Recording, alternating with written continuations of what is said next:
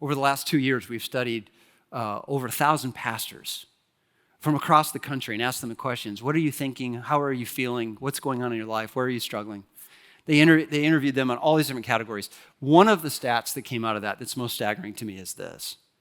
2 out of 3 pastors that responded to the survey, 66% of the pastors confessed this: I'm struggling to believe that the future is bright.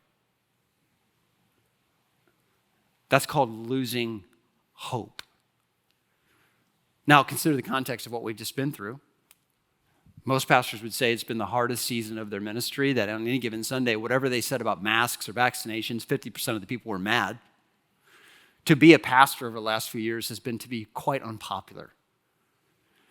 And there are many pastors who burn out, many pastors who resigned, many pastors who said, I'm getting out of the ministry to do something else. And a lot of people lost hope. They couldn't hold on. But there are many who held on. And your pastor's one of them. I was recently at a meeting where Greg was speaking and sharing with a group of pastors about how to stay encouraged in discouraging times. And Greg said 2 things that stuck with me. I wrote them down. So now I'm quoting your pastor. Just tell him that I think he's smart, all right?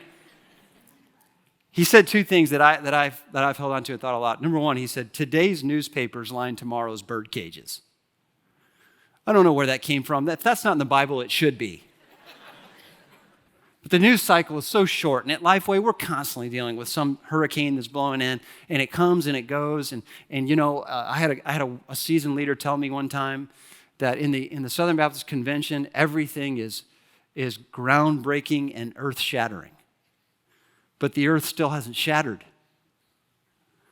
And there's these things that come into our lives that we think this is earth-shattering, and the earth still hasn't shattered. Jesus said, this too shall pass. You'll get through this.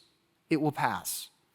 The second thing he said was, the clouds are always moving. I've never heard this before. And Greg explained that someone had shared this with him, that if it's a dark time in your life, and many of us in this room are walking through a dark time, and you look up, all you see is clouds, and you feel like it's always going to be cloudy in your life.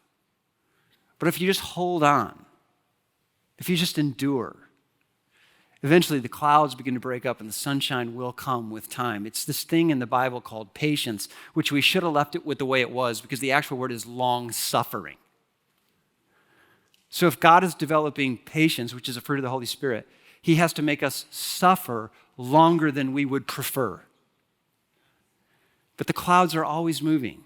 Things will get better. And so the writer of Hebrews says, hold on to Christ, and it will get brighter out there. Don't give up.